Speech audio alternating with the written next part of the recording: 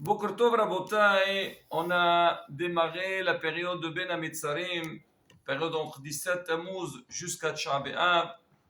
Comme on a expliqué le dernier cours, il y a beaucoup d'halachot à connaître, des restrictions que nos sages ils ont exigées, ils nous ont demandé à faire pour se rappeler de la destruction du temple et bien sûr demander à Kadosh Baruch Hu qui nous envoie le troisième Beth HaMikdash et la Géoula Shlema.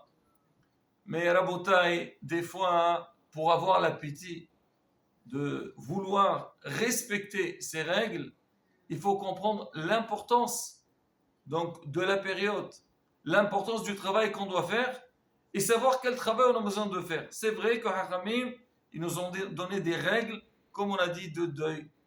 Ben, on fera un cours sur quelques détails qu'on a besoin de savoir, mais il faut comprendre un petit peu à la base pourquoi il y a eu Khorban Bet HaMikdash et qu'est-ce qu'on doit faire pour le mériter à nouveau. Pour répondre à ça, je voudrais citer une halakha du Rambam dans Halachot Tshuva.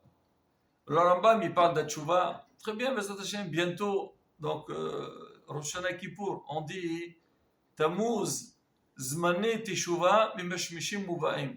C'est-à-dire déjà depuis le mois de Tammuz, il faut se mettre dans sa tête que les jours de pénitence, ils arrivent. Av, Elul Ba, comme dans le mois de Av, on nous dit, c'est que Elul, il arrive. Il faut se préparer pour tout ça. Alors, on va dire une petite halakha de Teshuvah qui va nous aider à nous préparer, à faire les démontres qu'il faut pour que Akadosh Baruch Hu nous envoie le Mashiach et le Beth HaMikdash. Il est comme ça. Vous savez très bien que nous, en Israël, on a une grande chance. Akadosh Baruch Hu nous a donné la possibilité de nous repentir et nous effacer les fautes. C'est ce qu'on dit le jour de Yom Kippourim dans la prière. On dit à Akadosh Baruch Hu, Hachem, toi tu n'es pas comme les autres rois. En règle générale, quelqu'un qui fait une faute, alors il est jugé. Alors, et si jamais donc on réalise qu'il a fauté, il est condamné. Ça n'existe pas la tchouva. Tu as fauté, tu reçois une punition. Alors toi, Kadosh Baruch, tu es différent. Kadosh Baruch, tu sais très bien que l'être humain, il a Yetzirara. Il peut faire des fautes, mais tu dis, faites tchouva, revenez vers moi, et moi je vous pardonne. Tchouva elai, revenez vers moi, et moi je suis prêt à vous pardonner. Alors maintenant, le Rambam, il explique. Alors on dit, justement, c'est ça la différence entre Kadosh Baruch Hu et un roi normal, qu'Hachem il est prêt à nous pardonner. Maintenant, le Rambam dit, c'est quoi la vraie tchouva? Comment un homme, il peut savoir qu'il a fait une réelle tchouva? Il dit, par exemple, si quelqu'un, il a fait une faute. Maintenant, si jamais la faute qu'il a fait, elle se présente une autre fois devant lui, il est dans les mêmes conditions pour faire cette faute, et lui, il s'abstient, il ne fait pas cette faute, on dit oui, celui-là, il a fait tchouva.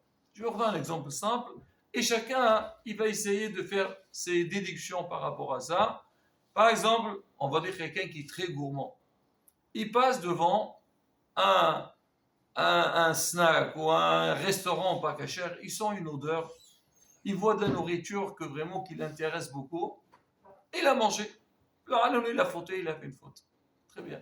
Après qu'il a mangé, il a compris qu'il a fait une bêtise. Oh, il a écouté un cours, on l'a expliqué, tout ce que tu as fait, c'est mauvais, c'est un saut, neve l'autre très faute. Vous connaissez très bien. Cachère, pas cachère. Bon, le monsieur, il a compris qu'il a fait une bêtise, il a envie de faire tchouva. D'accord, il peut dire, ça y est, je refais plus ma faute.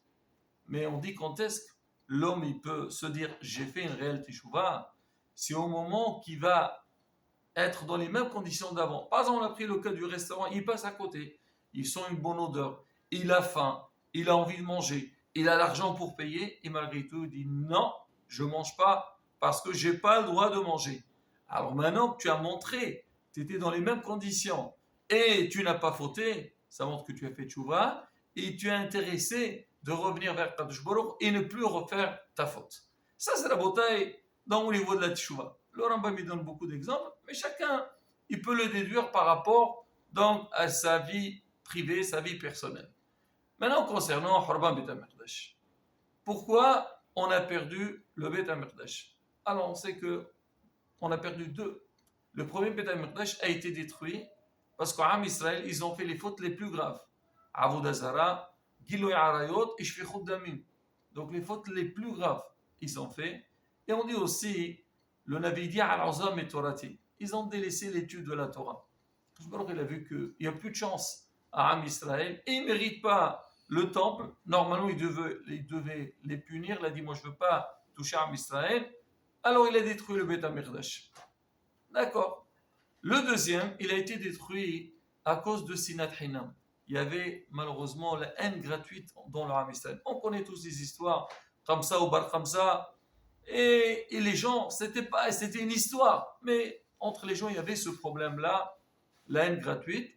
Hachem il a dit, alors, si entre eux, il n'arrive pas à s'arranger, alors moi, je ne peux pas les laisser, je suis obligé, Hasbi Shalom, de les punir. Et effectivement, on a perdu le Beth HaMikdash. Rabotai, on va essayer de voir ensemble. On a dit, on a perdu deux Beth HaMikdash. Le premier, il a été détruit parce que le peuple a fait les fautes les plus graves. On voit 70 ans plus tard, Baruch Hashem, on a mérité le deuxième Beth HaMikdash. C'est-à-dire la réparation de la faute qu'on a fait pour le premier temple. Au bout de 70 ans, ça a été réparé, on a mérité donc le deuxième. Mais le deuxième, il a été détruit à cause de la haine gratuite. Maintenant, ça fait presque 2000 ans et on ne l'a pas encore mérité. Pour dire que quoi? Pour dire que la haine gratuite, quand il y a alors le manque de shalom dans le clan d'Israël, on ne se respecte pas. Là, ça, Hachem ne supporte pas. Hachem il dit toujours, arrangez-vous entre vous et après moi, je m'en occupe.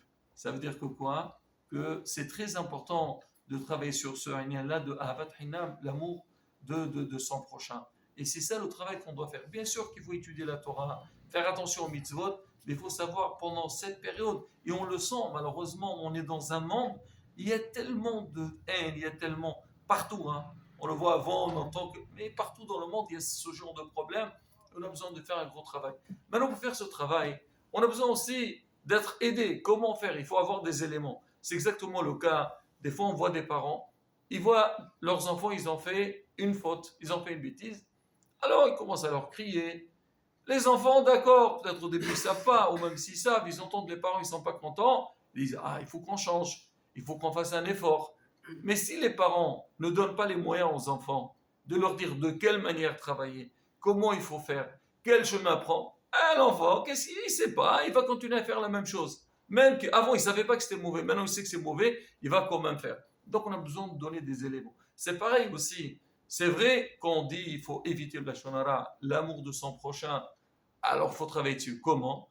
Il faut lire dans les livres, il faut écouter les Hakamim, le travail de soi-même, réfléchir des fois comment faire pour bien faire.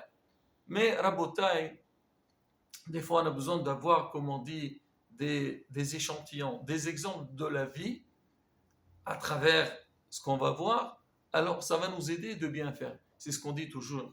Au niveau de l'éducation, les parents ils doivent donner beaucoup à leurs enfants. Mais le meilleur message que les parents ils peuvent donner à leurs enfants, c'est ce qu'on appelle être un bon exemple. Un papa et une maman qui se conduisent bien, qui font attention, ils sont un modèle pour leurs enfants. Les enfants ils vont vouloir les imiter pour bien faire. Mais sinon, allez, nous les parents, ils font pas attention, ou ils font n'importe quoi après, ils grognent à leurs enfants, pourquoi tu as fait? Mais attends, avant de critiquer ton fils, toi, comment tu te conduis? Toi, madame, tu veux que ta fille elle soit tsni'out, et toi tu fais pas attention à la tsni'out. Comment tu veux que... dis-moi, je vais faire comme maman, que Dieu nous préserve. Et moi, je vais raconter une petite histoire. Peut-être certains la connaissent, mais c'est une histoire très intéressante qui nous donne un petit peu un sens de quoi? Comment faire aider quelqu'un et quel bien ça peut lui rapporter dans ce sens-là au niveau de la parole, donc de la communication. On raconte, il y avait une fois un rab à Bnei Brak, il marchait, un grand rab, il passait, il voyait un monsieur qui avait un certain âge, il lui dit que votre rab, grâce à vous, aujourd'hui je suis devenu un roche kolel et j'ai 40 abrechim. Le rab il le regarde, il dit écoute, tu sais, il dit, je ne te connais pas, lui dit si, j'étais chez vous il y a 30 ans en arrière. Il dit ben écoute, tu as grandi, Yosef il n'a pas reconnu ses frères. Lui, eux ne l'ont pas reconnu parce que maintenant il a la barbe. Pareil. Il dit non, écoutez, monsieur le rabbin, je me rappelle, je m'appelle Ted. Bon, écoute, dis-moi, c'est quoi ton histoire? Il dit que votre rab, vous savez, Alors, je vous ai dit, il y a 30 ans, vous étiez enseignant, j'étais dans votre classe. Un jour, il y a un élève de la classe, il est venu avec un beau cadeau qu'il avait reçu, il a reçu une belle montre. Et il était tellement content, il a montré à tout le monde. Et c'est vrai, elle nous a tellement impressionné cette montre, tout le monde avait envie de la voir. Alors à la récréation, tous les élèves sont sortis pour jouer. Alors il ne voulait pas jouer avec sa montre parce qu'il a peur qu'elle se casse, qu'elle se mouille et tout. Il la met dans sa place et après la récréation, il va la reprendre. Tout le monde est parti. Au retour, l'enfant ne trouve pas sa montre. Il commence à crier, pleurer. Pire que Horban Betamekdash. Il dit, maman, on a compris qu'il y a quelqu'un qui a touché ça. Alors vous, le Rav, vous avez demandé à tous les élèves, vous leur avez dit, écoutez, tout le monde face au mur, et moi je vais chercher dans vos poches, dans vos affaires, pour savoir qui a pris cette montre. Et c'était moi qui l'avais pris, vous avez cherché et vous l'avez trouvé chez moi. Alors moi, quand donc, on m'a attrapé, je n'étais pas bien du tout, je dis, qu'est-ce que le Rabbi va me faire? J'étais très angoissé, mais j'ai vu que vous n'avez pas réagi. Je me suis dit, peut-être, vous avez dit, vous n'allez pas me faire honte devant les élèves, vous allez parler après le cours.